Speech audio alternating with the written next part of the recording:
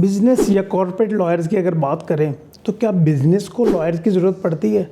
जब लॉयर का word mind में क्लिक करता है तो क्या आता है? दो पार्टीज़ के दरमियान कोई इशू हो गया होगा, लड़ाई झगड़ा हो गया होगा, थाने कचहरी का इशू है तो हमें लॉयर की ज़रूरत पड़ेगी जो कि हमें रिप्रेजेंट कर सके, हमारी बेल करवा सके।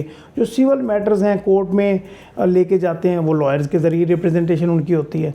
बट क्या बिज़नेस को भी लॉयर की ज़रूरत पड़ती है? बिल्कुल ज़रूरत पड़ती है, अच्छी खासी ज़रूरत पड़ती है। यही हम डिस्कस करने वाले हैं कि एक्चुअली बिज़नेस लॉयर्स या कॉर्पोरेट लॉयर्स की टाइप्स क्या हैं, इनका स्कोप क्या है, इनकी बिज़नेस में रिक्वायरमेंट क्या होती है। और ख़ास तौर पे अगर हम ये बात करें किसी का बैकग्राउंड कॉमर्स है, सीए, सीसीए, आईसीएम में या ग्रेजुएशन की है इस फील्ड में और उसका माइंड बनता है कि यार मुझे लॉ की फील्ड में जाना चाहिए और मैं बिज़नेस लॉ को डिस्कस करना चाहता हूँ, कॉर्पोरेट लॉ में अपना कैरियर बिल्ड करना चाहता हूँ।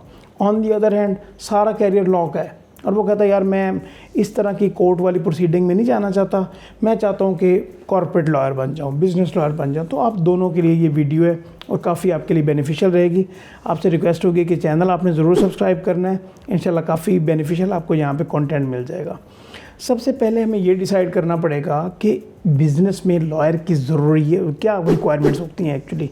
कुछ बेसिक जनरल आप उनको कह लें, कुछ स्पेशलाइज्ड नेचर की होती हैं। तो पहले मैं आपको जनरल अगर बात बताना चाहूँ, अगर हम एक छोटी सी एग्जांपल ले लें, कोई बंदा शॉप भी रेंट पे ले तो वहाँ पे भी एक एग्रीमेंट होता है, एग्रीमेंट लिखा जाता है, इसकी दुकान है, शॉप है और जो किराए पे ले रहा है। तो इसी तरह कॉन्ट्रैक्ट लॉयर होते हैं बिज़नेस के पास भी, जो कि कॉन्ट्रैक्ट अगर कोई बिज़नेस स्टार्ट कर रहा है तो वो इसी तरह स्टार्ट नहीं हो सकता। देखना पड़ेगा कि करंट कंट्री में क्या रूल्स एंड रेगुलेशंस हैं, उसके अकॉर्डिंगली ही वो बिज़नेस स्टार्ट हो सकता है। और वो कौन कर सकता है? वो कॉन्ट्रैक्ट लॉयर करेगा जो कि बिज़नेस को इनकॉर्पोरेशन में सपोर्ट करेगा। नंबर 1 टाइप होगी। वैसे काफ़ी टाइप्स हैं, मैं आपको कुछ यहाँ पे बताना चाहूँगा। अगर एक कंपनी है जी, वहाँ पे एम्प्लॉयज़ काम कर रहे हैं, कुछ परमानेंट एम्प्लॉयज़ होंगे, कुछ टेम्परेरी एम्प्लॉयज़ होंगे, तो ये देखना पड़ेगा अकॉर्डिंग टू कंपनी एक्ट या कंपनी वहाँ उस कंट्री के जो रूल्स हैं कि आपके परमानेंट एम्प्लॉयज़ के क्या रूल्स होंगे, क्या कवायद ज़वाबित होंगे, टेम्परेरी के साथ किस तरह से आपका एग्रीमेंट होगा। और अगर कल को कोई बंदा हमके ऊपर केस कर देता है कंपनी के ऊपर, तो उसको उस कंडीशन को कौन डील करेगा? एक लॉयर डील करेगा जिसने वो एग्रीमेंट ड्राफ्ट किया होगा, जो कि स्पेशलाइज्ड नेचर का होगा। टैक्सेशन के बारे में आपने ज़रूर सुना होगा जी, ये जो बड़ी बड़ी कंपनीज़ हैं या इवन पार्टनरशिप फर्म्स भी आप कह लें, तो टैक्सेशन यहाँ पे इन्वॉल्व होती है। इनकम टैक्स है, सेल्स टैक्स है, कॉर्पोरेट कंप्लायंसेस हैं, कभी नोटिस आ जाते हैं, कभी ऑडिट खुल जाता है टैक्सेशन के मैटर्स को लेके। तो ये कौन डील कर सकता है? कोई आम बंदा डील कर सकता है? बिल्कुल नहीं कर सकता। ये एक स्पेशलाइज्ड टैक्स लॉयर का काम है जो कि इनको अच्छे तरीके से डील करेगा और कंपनी को उस परेशानी से बाहर निकालेगा। ठीक है, तो ये स्पेशलाइज्ड नेचर का काम हो गया टैक्स लॉयर्स के एतबार से। अक्सर आपने सुना होगा जी, इस बैंक ने उस बैंक को एक्वायर कर लिया, परचेज़ कर लिया, इस बिज़नेस ने उस बिज़नेस को परचेज़ कर लिया। इनको कहते हैं जी मर्जर्स एंड एक्विजिशंस। ठीक है, तो इनके भी अपने लॉयर्स होते हैं स्पेशलाइज्ड नेचर के, जो कि इनको डील कर रहे होते हैं। ठीक है, तो डिफरेंट टाइप्स इनकी होती हैं। तो कुछ टाइप्स मैं आपके सामने रखना चाहूँगा। आपके सामने अक्सर लोगों की बड़ी एग्जांपल है। कोई कंपनी है तो उसका एक पर्टिकुलर लोगो होता है, वो उसकी इंटेलेक्चुअल प्रॉपर्टी है, वो मैं नहीं यूज़ कर सकता, आप नहीं यूज़ कर सकते।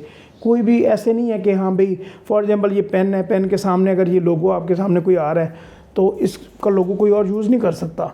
तो क्योंकि ये इसका ट्रेडमार्क ये रजिस्टर्ड है, और ट्रेडमार्क अगर रजिस्टर्ड है तो वो किसने करवाया हुआ है?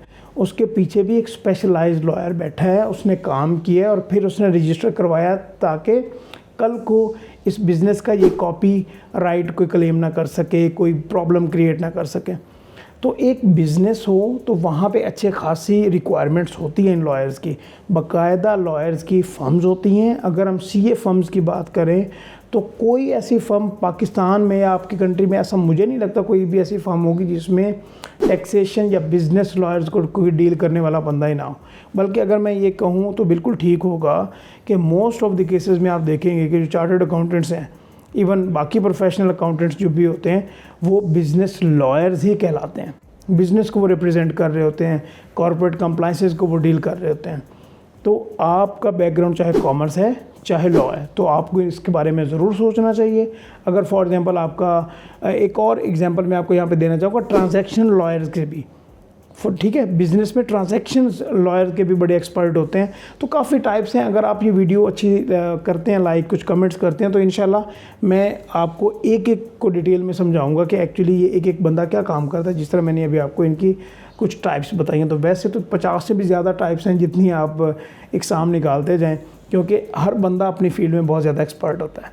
तो मैं उम्मीद करता हूँ कि आपके लिए ये कंटेंट बेनिफिशियल रहेगा, और आपने चैनल भी ज़रूर सब्सक्राइब करना है। इंशाल्लाह नेक्स्ट वीडियोज़ में बात करते रहेंगे। अल्लाह हाफ़िज़।